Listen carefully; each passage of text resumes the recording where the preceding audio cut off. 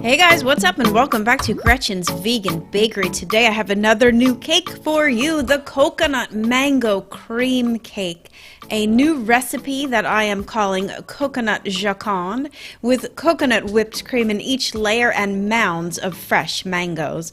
Now this recipe is a bit unique because it is a play off of a traditional Joconde cake or a biscuit style cake, which basically just means very thin layers of a Genoise sponge cake. But instead of the nuts in that classic cake, I'm using, well, coconuts.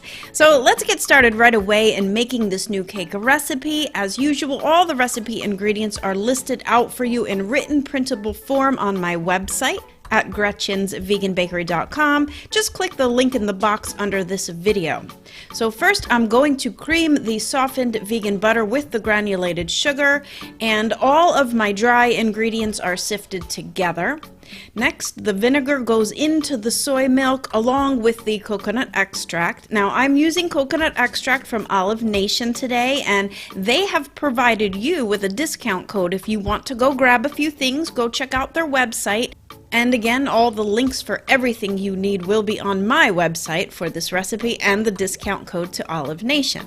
Next, I am making super duper flax egg for the egg replacer, and that is by mixing flax meal with aquafaba. You then have a really good binder for this cake recipe.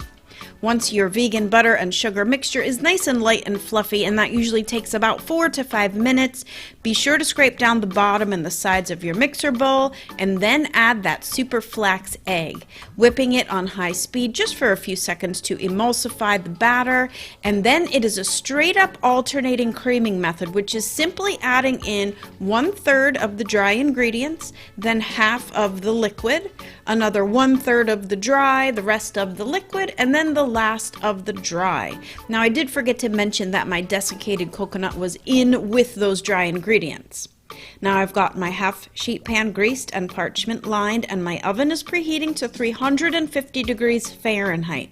Spread all of that batter evenly into the pan, and I know I'm going to get some questions about baking this cake into round pans instead, but I explain why that's not the greatest idea on my website, and I do have a different coconut cake recipe to offer you if you prefer to make round layers. I used it here in my coconut strawberry shortcake recipe. But okay, back to this coconut mango cream cake. I have made my whipped cream, and just real quick, I do have several options for vegan whipped cream on my website, so if you think you can't make this cake for one reason or another, think again. I have lots of options for you. So today I decided to increase the mango factor by about 1,000% by adding in some freeze-dried mango powder to it. And this is totally optional because if you can't get freeze-dried mangoes, then you can't do it. But it is a nice touch if you can get your hands on some of that. Now, once this cake is completely cooled, I'm cutting it into 4 equal quarters. So go ahead and start slathering on that coconut whipped cream. I've got chopped mangoes for each filling layer, and I do have to say one of the beautiful things about coconut whipped cream is that it is super stable.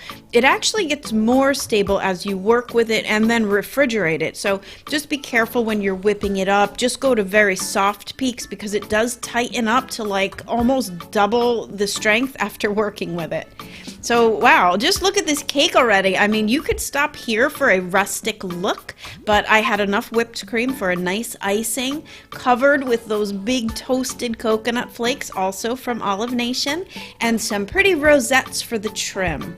My mango topping is the final step, and it's a simple stovetop recipe that I like to use, and this will keep the mangoes nice and fresh and shiny in the refrigerator instead of like how they might tend to dry out if it's in there for a few days.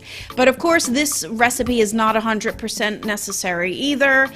I always give you guys lots of options for either super advanced professional cakes or take some shortcuts for those who are not trying to win the next baking championship competition and just want to eat cake. Well, whatever side of the fence you're on, I know you're going to love this cake, so go grab the recipes at gretchensveganbakery.com. But before you go, don't forget to thumb up the video and leave me a comment below. I love reading all of your comments. I do want to take just a minute to thank my awesome patrons on Patreon and my pals in PayPal for the amazing support. It is only through your generosity that I can continue to create, test, and share these recipes for free with everyone. So if you think you can help support for as little as a cup of coffee a month, click the links below to find out how. Alright everyone, thanks for hanging out with me here for a few minutes every week, and until next time, happy vegan baking. Bye for now.